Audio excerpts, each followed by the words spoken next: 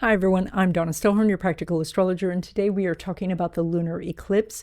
It's on March 13 or March 14, depending on the time zone you are, so it's around midnight.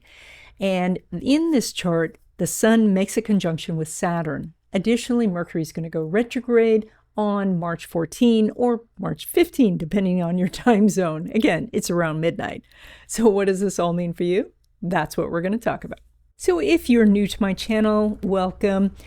Just to let you know what we're going to be doing, we're going to do a short overview, and then we're going to look at your sign in particular. We'll talk about love and then money.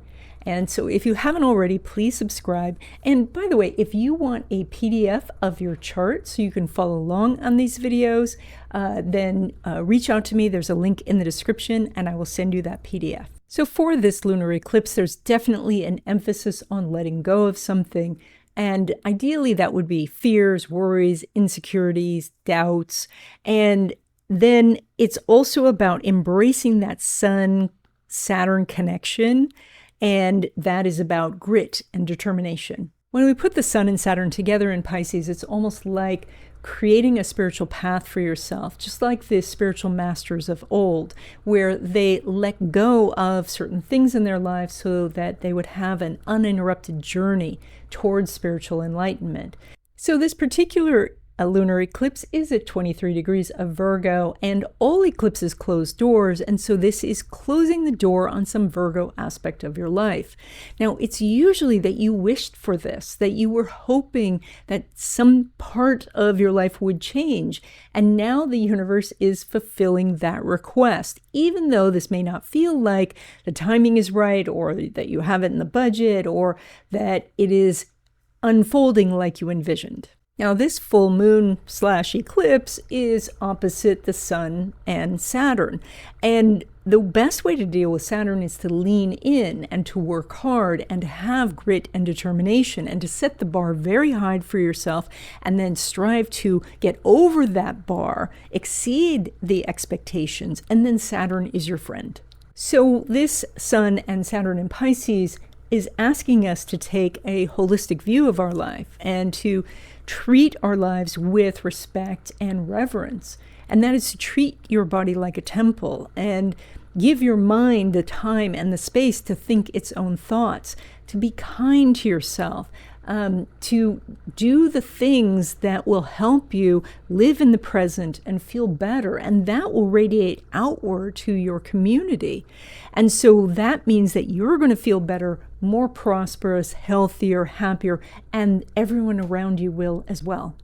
Okay, Taurus, this lunar eclipse is indicating that maybe you are overprotecting yourself. It's good to protect yourself, to watch out for different pitfalls. You can overprotect yourself so much that you're missing opportunities. So this may be a time where you want to take some risks, just a smidge outside your comfort zone. So I'm kind of picturing like if a little kid has so much padding on, they can't ride the bike. So that's kind of what the energy is here. This is especially important if you deal with groups or organizations or people in the community. Overprotecting yourself in those situations may not be necessary. The other thing we want to note about this chart and about you are Taurus. You have the gift of manifesting both money and material objects. But while Venus is retrograde, you may be uncertain about what you want. And then that sends uncertain signals to the universe and you don't get what you want. So it may be important right now to review your goals and think about if your goals have changed or if they just need to be updated, and to renew your whatever you're doing on a daily basis to manifest, whether that's a visualization or affirmations or prayer, lighting candles, doing feng shui, any of those things. If you've fallen off of doing those things, it's time to come back and use your gift. And if you would like to know more about what's up for you in 2025 and 2026, I do readings. There's a link in the description. Now, when it comes to love relationships, specifically new love, you have some very good energy here because Venus is conjunct Mercury. Now, Venus is retrograde, so this could bring someone from your past, someone that you thought you were going to date, but you didn't, or maybe you saw them once and now they're calling again.